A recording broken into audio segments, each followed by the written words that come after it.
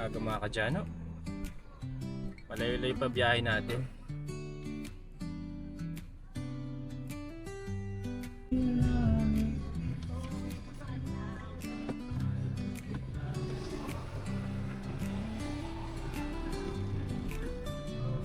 Ay, palabig. Leaded po, 1,000. 1K. So ayun po mga kadyano, magandang araw po sa ating lahat. Ayan. At babiyahin na naman po tayo ng may kalayuan. Punta po tayo ng Makati City.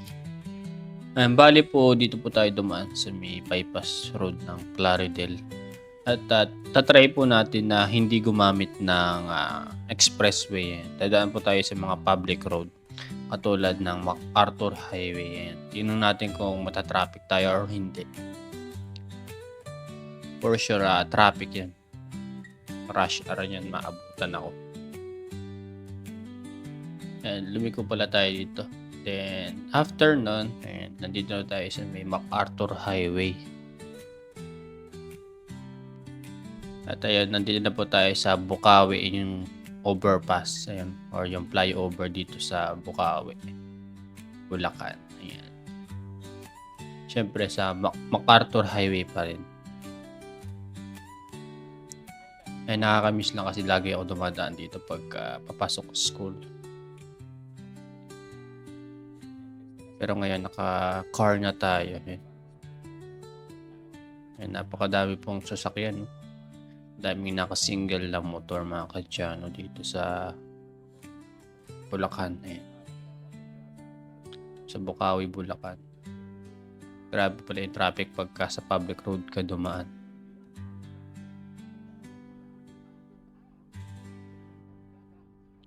Ito po mga kadyano. Ito na po yata yung ginagawang trend dito sa may Marilao. Maganda na ang itsura niya compare sa dati. Ito naman po yung train station sa Marilao, Bulacan. Sa malapit o katapat ng SM Marilao. Natakpan na nga po yung SM Marilao.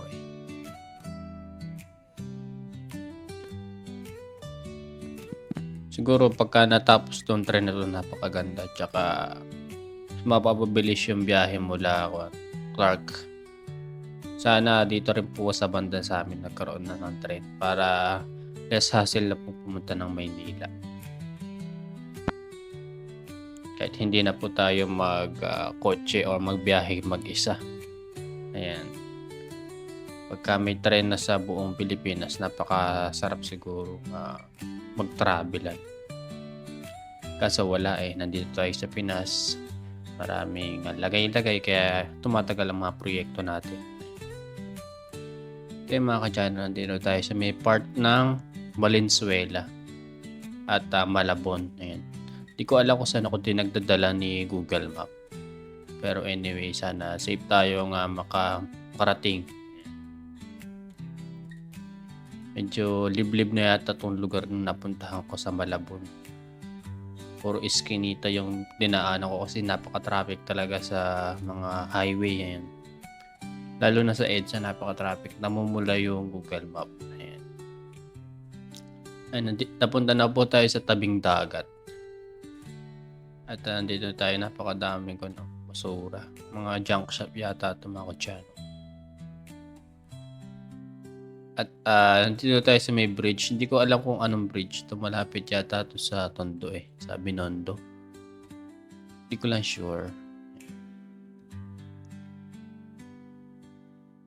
China partnership yata itong bridge na to May logo ng China May flag ng China. Ayan. And first time ko palang makadaan dito sa bridge na to. Ayan. Ang ganda. Dami pong nakatambay.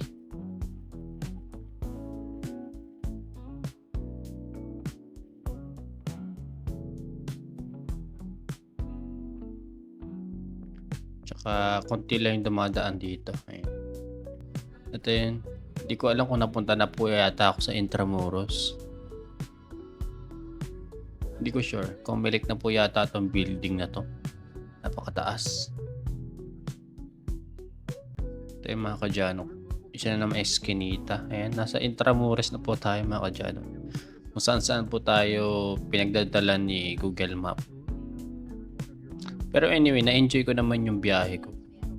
Dito na po tayo sa Makati City. Dito tayo na traffic kaya tayo na late.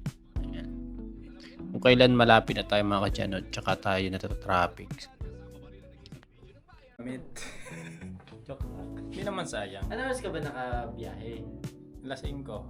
Alas 5 talaga? Umalis ka o gumising? Alas 4 ako gumising kasi nag-prepare pa ako. Alas 5 tapos na late ka? Diyan ako hindi na traffic eh. 9:30 ako nagparada. Pero bypass ka, di ba? Bypass. Mahirap talaga yung parking. Hindi parking traffic eh. Ay, hindi. Yung traffic. Kain tayo. Ulitin natin ang punta rito kasi napunta pa ako ng Malabon, sa dagat, sa Tondo, nag-i-scrap doon, sa Intramuros, Ay naman. sa may, ano bang bridge yun? Nadaan ako kanina yung bridge eh. Narinig mo dyan, 100 KEP pataas. Pwede ka mag-hybrid. 100? Oo, ano? 100 KEP pataas ang production mo. Pwede ka mag-hybrid. So kailangan maka 100. Kailangan natin Hindi, pagkakarinig ko kasi iba eh. kailangan natin maka 100. Ako, kilometer yun. Hindi. And up, 100 K. iba pa yan. Ang layo, pagupit. Yes! First time ko maglakad na nakaganito suot dito. Ito pa rin mo. Ayaw ko ba? Nahihirapan ako lalo. 4% na lang yung baterya oh. Yan, pwede yan. Mabawi ko naman yung pinanggas ko. Ito, wala pa naman masyadong nabawas. Escalator? At dulas pa naman ng sapatos ko.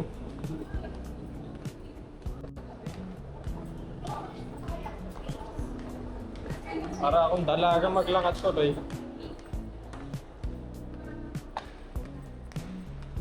Siya, yun pala eh. Dito nagwo-work yung classmate ko eh. Sa Rufino daw. Naaya nga ako eh, kaso biyahe-biyahe ko, logi ako sa sahod. Anong trabaho? Araw-araw kasi biyahe. Alam mo, tinan mo nga, na-late pa nga ako, ang aga ko na nag-isip.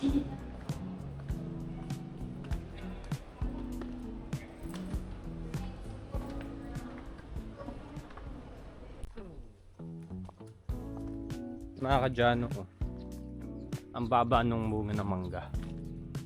Ganyan nakababayo sa amin, no? Maangas. Mas mababa to. Pag mas lumaki pa to, sasayad na sa lupa. Ayan. Nakakita ng mangga. Ang baba, oh. Nakaupo pa ako niya. Ang baba ng bunga. Indian mango rin yata ito eh. Ito yung po mga kadyano. Naisipan na po natin ulit ayusin po itong ating kwarto kasi hindi ko masyadong naasikaso nakaraan kasi napagod ako tapos medyo na busy, dumiretso agad ako na work. Kaya ayun, hindi na natin naasikaso itong kwarto natin. Ngayon may free time na ulit tayo. Kakabit na po ulit natin itong mga blinds natin. Tinanggal kasi nagpintura po tayo nakaraw-araw. At syempre dito sa kabila, kakabit ko na rin para maganda na nga tingnan ng ating kwarto. At nga pala mga kadyano, hindi ko alam kung ano decoration ang ilalagay ko rito. Pero makakaisip din ako ng magandang design. Makakita tayo sa internet. Or pwede nating ipagawa sa AI. Siya alam, technology na. And last, window blinds na ikakabit po natin. So, di ba napakaganda ng ating nan. Siguro kung ibang kortina pa siguro mas ma-okay pa. Habaan natin. Para hindi mo kang bitin. Para Para mo hindi masyado maliit yung bintana.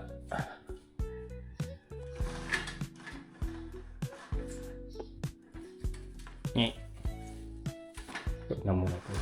Printer pala tayo dito.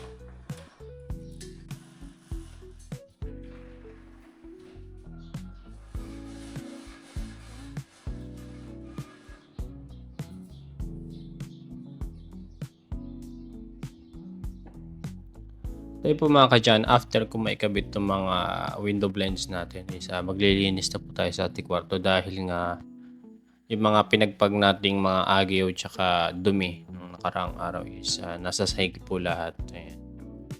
At kumakapit po sa ating paa. At pinagpag ko na rin po yung ating kumot. At inaayos ko po yung mga gamit ko dito kasi kalat-kalat. Ayan, pinagpag ko po yung ilalim ng ating foam. Ayan.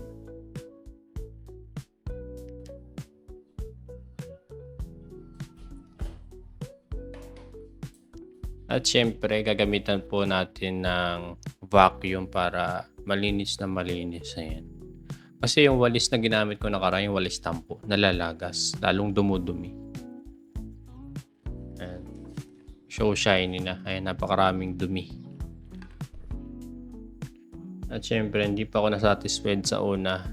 Pinasadaan ko ulit ng vacuum para lahat ng alikabok tsaka mga buha-buhangin is mawala. Ayan.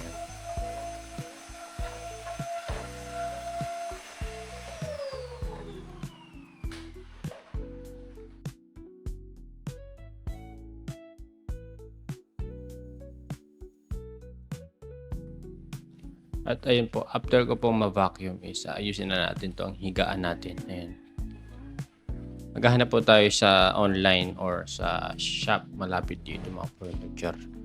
Hanap tayo ng bed frame para hindi nakalapag dito sa sahig. Ayan.